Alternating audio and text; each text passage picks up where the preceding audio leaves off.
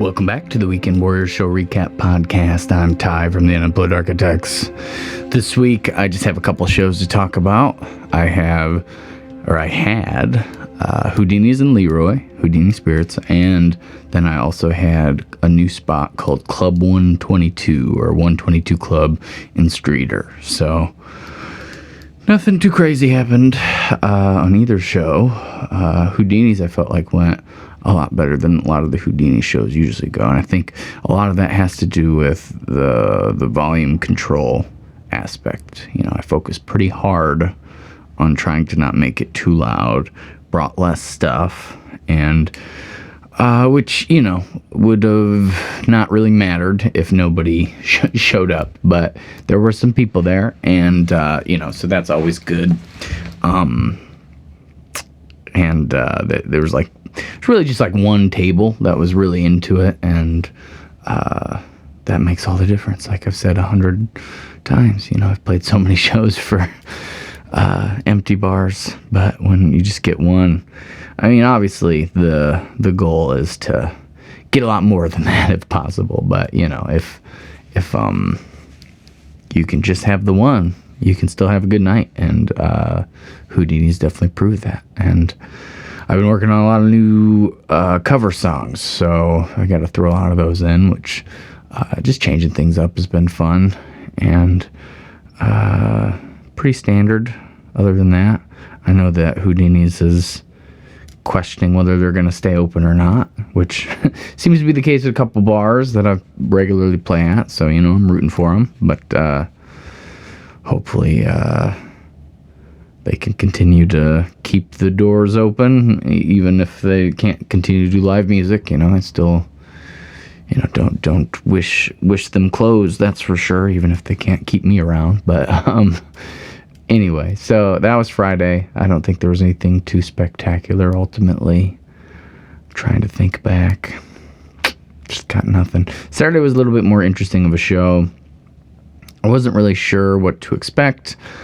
They had a band booked before me, and they played till 10, so it was like 7 to 10 or 8 to 10, whatever that set was, and they had like a bunch of dancers, like swing dancers that came out. They have like a club that comes and watches them perform, and I think they were thinking that, you know, maybe some of those people would stick around, and maybe they would get a later rush, because the guy that booked it, he was saying that, you know, sometimes they just get a crazy rush late out of nowhere. It was the time change, which I don't know if that really affected anything, but it wasn't very busy. I kept a few people for a while, maybe like my first set, hour-ish, and then after that, it was just like I was playing for the bar staff, which you'll have that. And they were super generous and with their attention, and I don't know. It was still fun. I brought a bigger setup, because when I walked in, I was like, well, do you want to? Because they have two separate rooms, so I was setting up in the secondary room, and the first one was very loud and like a full band. So I was thinking it was going to be like a little bit more, maybe secondary show would be a little bit more laid back. I was like, so do you want more of like a cocktail hour kind of thing, or do you want, you know, to be pretty loud? But it was kind of weird how it was set up, because they have like a big room, like a giant living room, essentially, like interim room or a middle room, and then the bar room. So the guy was like, you know, it loses a lot of volume once you get to the bar, and that's where like the bar and the pool table was. So he said, you know, go for loud, I think. So I brought both my JBLs, and I really packed a punch behind everything, and I don't know. It was fun. I mean, it was the first hour was good. Like I said, I kept a few people. I played a lot more originals than I thought I would. It seemed like I lost them on like the 7th or 8th original for some reason. But and then I played, you know, some Beatles covers, and I don't know what else. I did my new Bowie cover, which I've been, you know, kind of playing around with that, and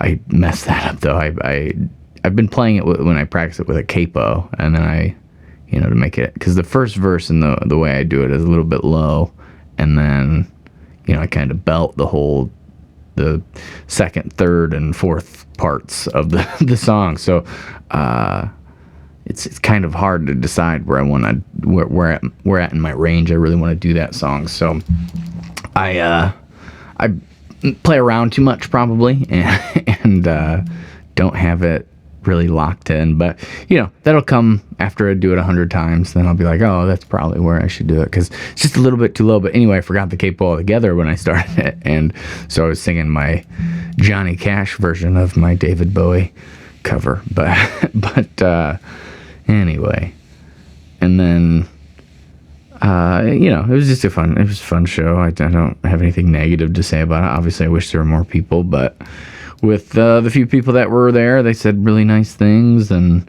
hopefully they'll have me back. And I think overall it was a good experience. Streator hadn't been up there since he used to play at a place called Box Seats, long time ago, maybe 5 years ago. So it was nice to have a spot back up in that area. So that's really about it. I wish I had more exciting stuff to talk about. I need to get on it. I had some people reach out to me about maybe shooting a music video for me, which that would be cool. But it's down in Florida, so I'd have to travel down there and pay a little bit of money. Not a lot, but it'd be something different. I don't know.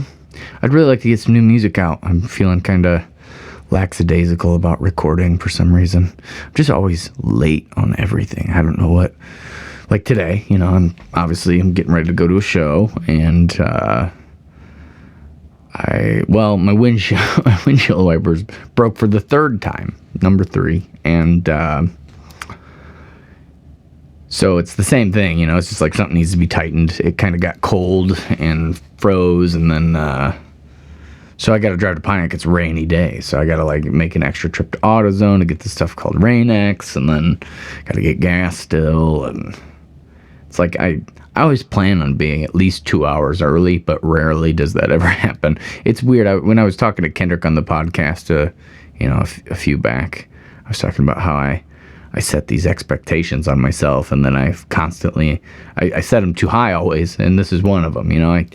I set myself up to be late, even though I'm not really late. If I got 45 minutes to set up, I'm gonna be struggling, but I'm gonna have it. I'm gonna get it done and be fine. But because of my OCD-ness, I'm always I need to be 2 hours early, and then things come up, and then I'm just struggling to get done and get out the door, and then I'm only an hour or hour and a half early, and I'm I just feel like I'm so behind. and it's just funny because it's I'm really early most of the time. Even if I'm an hour and 10 minutes before the show starts, I'm still gonna have 20 minutes between setup but it's that feeling of always being behind. I don't know what I always set the goalpost or the goal line just a little bit further than I need to, and that way I'm perpetually late, and not that I'm actually late again, I'm just in my mind running late. So I'm always perpetually in my mind running late, and I'm always perpetually running behind getting things done because I put too much on my plate at all times. And so I just always feel overwhelmed. So it's overwhelmed and late for me at all times. I don't know why I do this. And some of it I could probably fix. I could just be like, all right, well, let's just get up 2 hours early every day and make sure we're getting stuff done. But I just like to have big plans and then, be struggling as much as possible to get everything done. I did a booking workshop last weekend. That was interesting. I talked to some other musicians. Really only had 4 of them were from the same band, but it was nice to get together with some people. I did charge, a little bit of a cover to talk about how I book shows. I just have had a lot of people ask me how I keep my calendar so full, and I don't, again, with along the same lines, I don't feel like it's that full. I feel like I'm always struggling last minute just to get that last, Friday filled that I have open. And like this month is halfway through March, and I still have 3 dates in April that I'm just like, how am I even going to get those?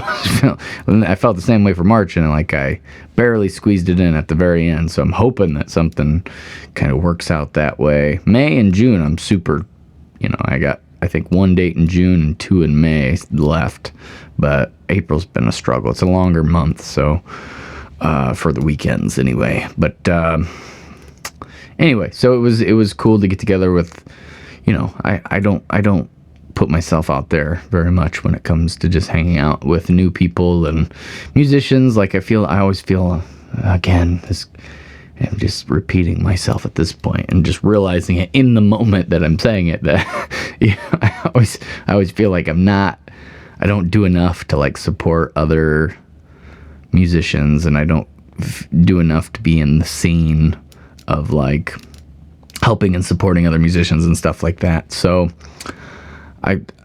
even though I did charge $10 per person, and I made like $50 or whatever, but it was still just nice to sit down with people, and hopefully it felt like they got something out of it. Like, I had I wrote up a whole like outline of what I was kind of my process for booking, and they had some input as well, which was valuable to me. And I'm hoping to do a couple things like this. I'll probably do the booking workshop again at some point. And then I was thinking there's this idea I have for opening shows, have like different openers. Like if I had like a group of 20 people and we kind of crisscross, kind of cross promote. So like if I had a show that was a 3-hour set, I would have somebody come from like Long Ladder Home or Jake Denny or somebody like that come and do like a 30-40 minute opening spot solo, and that way it would be free for them. They wouldn't get paid, which is kind of a bummer when I say it like that. But the idea would be that then at some point I would come and open a show for free. Like I said, it's cross-pollination. It's not like somebody could take advantage of the system and just have a bunch of people open for them. It depends on how you look at it, because for me it's like to get other opening spots in front of people, even though it's not for money, I find that valuable. But somebody might find it valuable just to take advantage of people and either open for them all the time and not return the favor, or vice versa, have somebody open so they don't have to do the full 3 or 4 hour set, but then not return the favor. So I don't know, it's an idea I'm toying with, but I think it might be a good one, because like I was just saying with booking, it's like I'm always struggling. So if I could have a couple dates a month where I'm just doing a half-hour 40-minute sets on a night to get a new audience to maybe notice what I'm doing, and make it easy, just plug and play. The band that's doing the real set, the longer set, will be the one providing sound and all that. I feel like that could be a really cool thing, and get more. I don't know. I just always think that there should be more of a community among musicians, and I don't put enough time towards it, and I don't know how to put more time towards it. So maybe that's a way. Hopefully this booking workshop was a way as well, and I don't know. Hopefully, like I said, I feel like they got stuff out of it, the people that came. So I was happy about that, and I hope they feel the same way. And like I said, I'll probably do that again at some point. So yeah, that's pretty much it this week. I have 3 shows. Thursday, I played for St. Patty's Day at Gigs Place in Fairbury. Tonight, I'm at the Cellar in Pontiac, and then tomorrow I'm playing morning to early afternoon set at the Coffee House in Normal. So that's where I'll be at. That's what I'll be doing.